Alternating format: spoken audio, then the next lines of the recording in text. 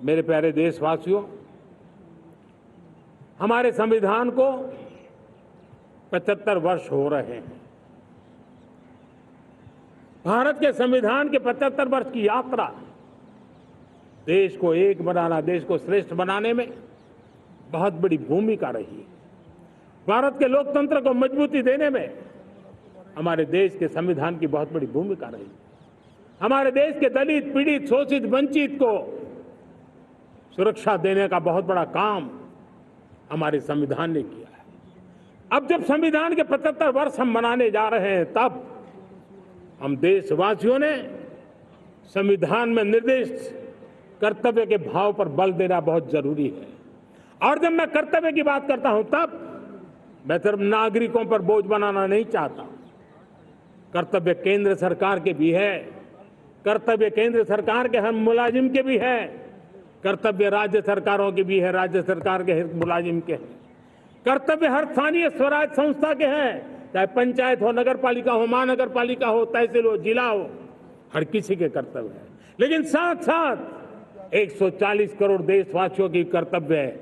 अगर हम सब मिल करके अपने कर्तव्यों का निर्वाह करेंगे तो हम अपने आप औरों के अधिकारों की रक्षा करने के लिए निमित्त बनेंगे। और जब कर्तव्य का पालन होता है, तब अधिकारों की रक्षा निहित होती है। उसके लिए कोई अलग से प्रयास करने की जरूरत नहीं पड़ जाती है। मैं चाहता हूं कि हमारे इस भाव को लेकर हम चलेंगे, हमारा लोकतंत्र भी मजबूत होगा, हमारा सामर्थ्य और बढ़ेगा और हम एक नई शक्ति के साथ आगे बढ़ेंगे। मेरे प्यारे देशवासियों, हमारे देश में सुप्रीम कोर्ट ने बार बार यूनिफॉर्म सिविल कोड को लेकर जो चर्चा की है, अनेक बार आदेश दिए हैं, क्योंकि देश का एक बहुत बड़ा वर्ग मानता है और उसमें सच्चाई भी है कि जिस सिविल कोड को हम लेकर के जी रहे हैं, वो सिविल कोड सचमुच में तो एक प्रकार का कम्युनल सिविल कोड है, भेदभाव करने वाला सिविल कोड है। ऐसे सिविल कोड से जब संविधान के 75 वर्ष मना रहे हैं और संविधान की भावना भी जो हमें कहती है करने के लिए, देश की सुप्रीम कोर्ट भी हमें कहती है करने के लिए, और तब जो संविधान निर्माताओं का सपना था, उस सपने को पूरा करना हम सबका दायित्व है। और मैं मानता हूं इस गंभीर विषय पर देश में चर्चा हो, व्यापक चर्चा हो, हर कोई अपने विचारों को लेकर के आए और उन कानूनों को, जो कानून धर्म के आधार पर देश को बांटते हैं, जो ऊंच नीच का कारण बन जाते हैं, ऐसे कानूनों को आधुनिक समाज में कोई स्थान नहीं हो सकता है। और इसलिए मैं तो कहूंगा, अब समय की मांग है कि देश में एक सेकुलर सिविल कोड हो। हमने कम्युनल सिविल कोड में 75 साल बिताए हैं, अब हमें सेक्युलर सिविल कोड की तरफ जाना होगा और तब जाकर के देश में धर्म के आधार पर जो भेदभाव हो रहे हैं, सामान्य नागरिक को जो दूरी महसूस होती है, उससे हमें मुक्ति मिलेगी। मेरे प्यारे देशवासियों, जब मैं देश में एक चिंता हमेशा कहता हूं, परिवारवाद, जातिवाद भारत के लोकतंत्र को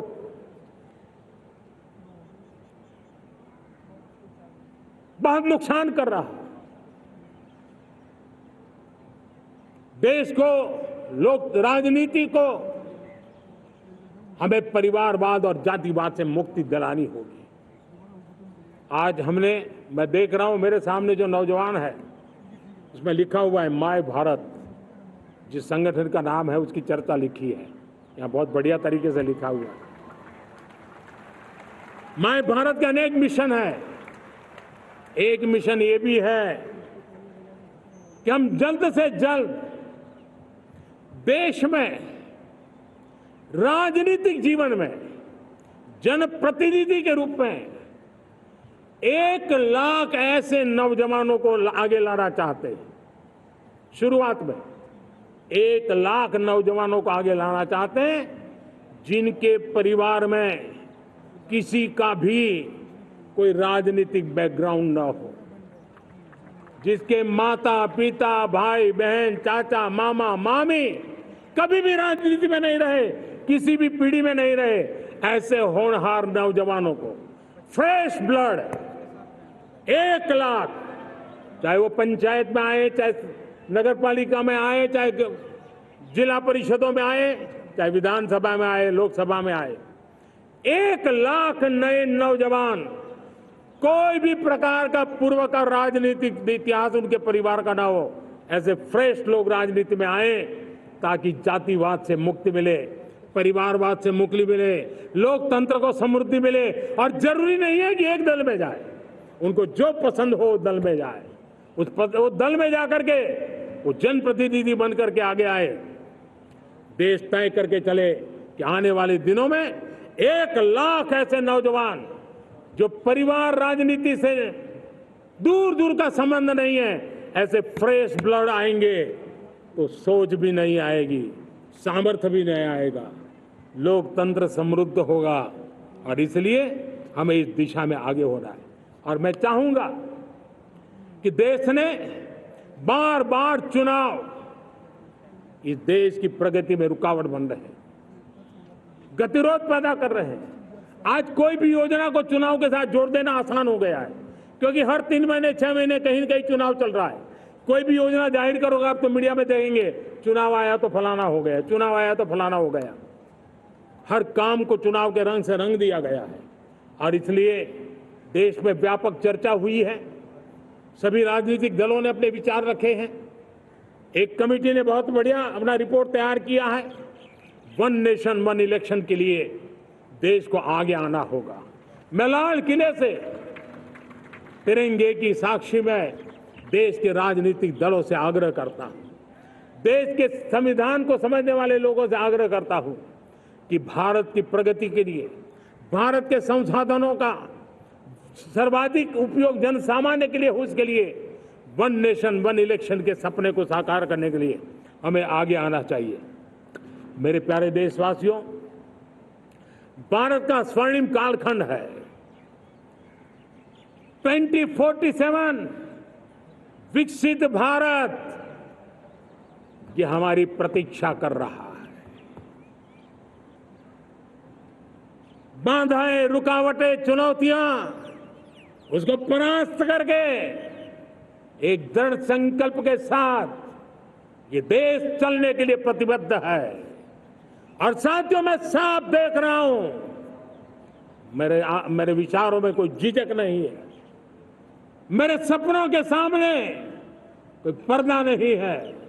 मैं साफ साफ देख सकता हूं कि यह देश 140 करोड़ देशवासियों के परिश्रम से, हमारे पूर्वजों का खून हमारी रगों में है। अगर वो 40 करोड़ लोग आजादी के सपनों को पूर्ण कर सकते हैं तो 140 करोड़ देशवासी समृद्ध भारत के सपने को साकार कर सकते हैं। 140 करोड़ देशवासी विकसित भारत के सपने को साकार कर सकते हैं।